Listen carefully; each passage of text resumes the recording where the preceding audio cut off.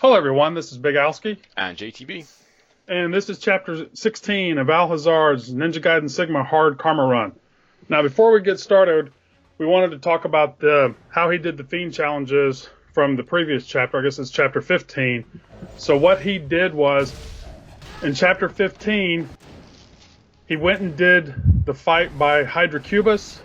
Then he went back up through the monk's room and did the stadium challenge, and then the staircase challenge, and then proceeded to do the rest of the chapter from there. He did not go through the city to do any of the fights, which some people like to do.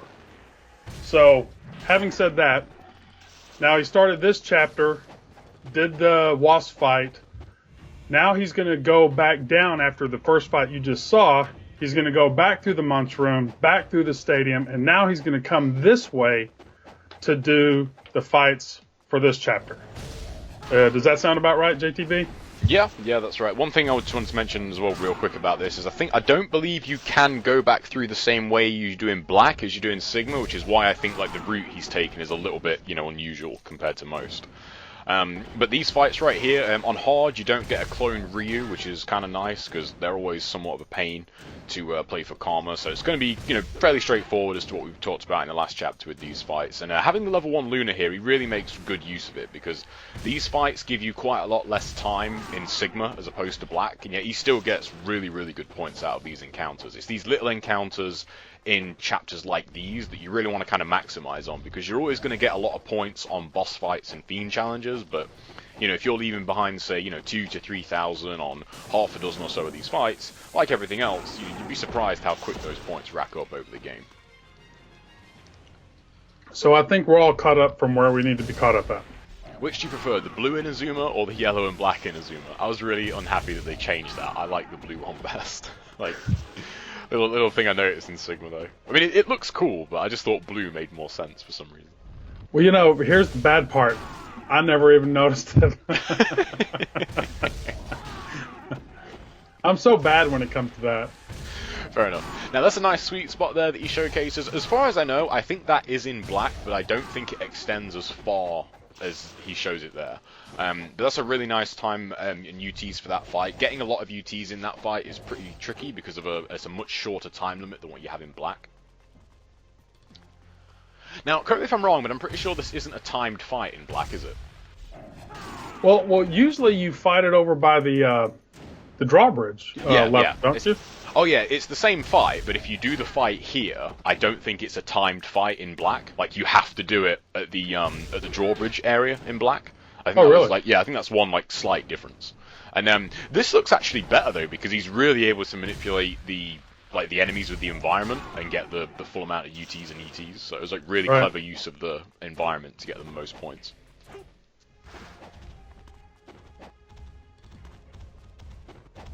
Well, he uses this spot. It's just almost like standing at the drawbridge.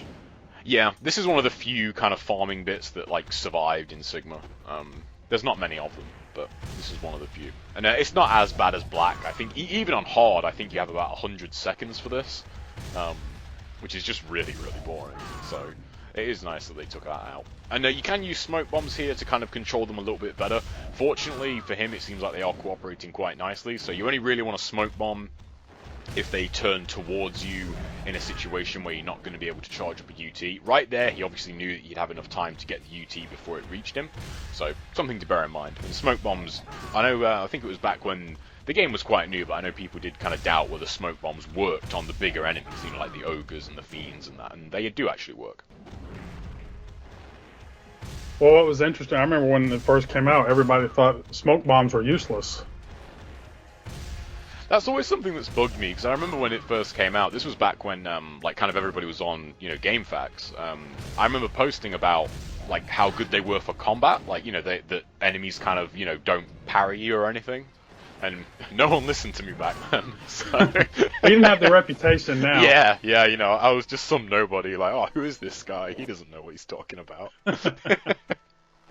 But yeah, I've always felt, when you play the game just for pure combat, the smoke bombs are actually kind of broken. It's ridiculous how useful they are in terms of combat. They really help in boss encounters, because you can drop a smoke bomb, and then that of course like confuses the boss's help, so they don't really know where you are, and then you can really focus on the boss. So, but it wasn't until like you really get into karma running that you realize just how useful they can be.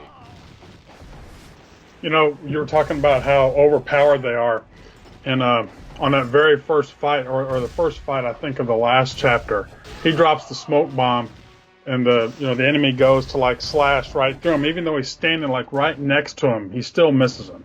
Yeah, I think it's because it'd be really interesting to know how they work, like, on a programming level, because sometimes they work, sometimes they don't work. I hate it when that happens, when they hit you out of the air like that with their with their sai. Sometimes they work, sometimes they don't. It's just one of those kind of weird quirks of the combat system. Well, this is also smart too, because he controls the mages. The mages don't follow him. If he stayed in that area, he might have killed the mage. Yeah. And now, doing what he did, make sure that he doesn't, kill a bunch of mages either. Yeah, and one thing to note about the mages, when they teleport off screen, there is an audio cue for that, so make sure you're listening and pay attention. You'll hear it, and then they end up teleporting right next to you.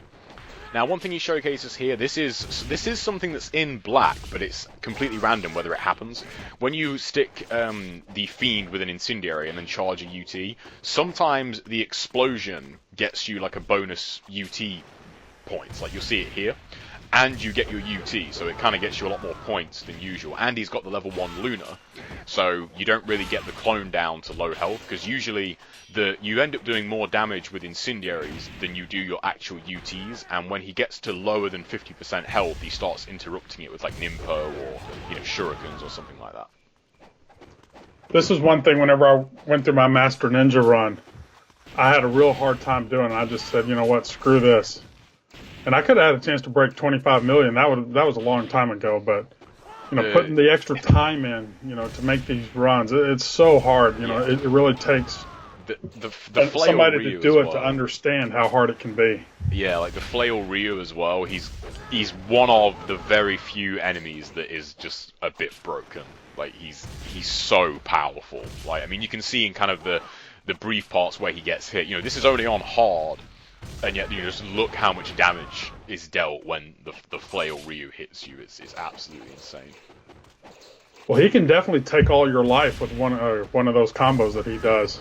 Yeah, it's funny. Fat Man showed in one of his just kind of style videos, he showed like an infinite on man-sized enemies. If you counter-attack with the nunchucks and then just do like XX, like that string right there, it will keep them in the air forever.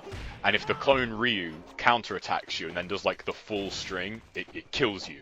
There's just absolutely nothing you can do about it. Although on Sigma you can use health on the fly, but like in black, like that was just, you were dead. Like, and there was nothing you could do. He had some really cool videos. I wish we still had those. Yeah, Fat Man was a great player. He was one of the like really early greats. One of the people that made me get into it. Now this is really smart here. I've not seen this before, but this is utilizing the in-air exploding arrows because they give a lot of hit advantage, and you can charge an ET.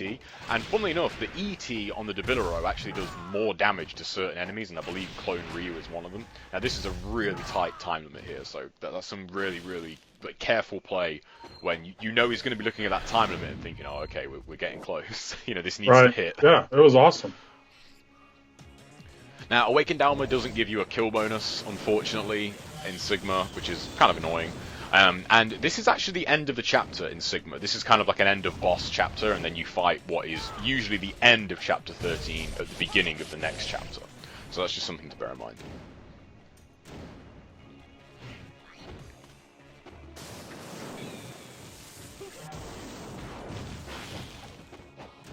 I want to give a special shout out to the Wayball video as well, if anybody watching has seen that. The which one? The Wayballed, when he gets juggled by all the plasma balls.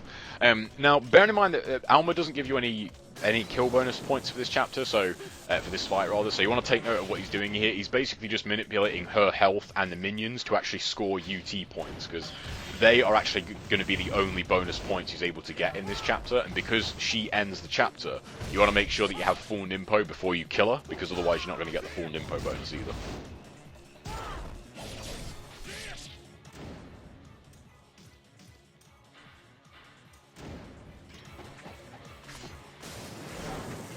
Now, if this was Snet, he would just flying swallow her and knock her down every time. So Yeah, that guy never revealed his secrets. no, I got a Never chance to meet him. I told him to bring his Xbox and show me, but Never revealed his secrets on how he was able to do that.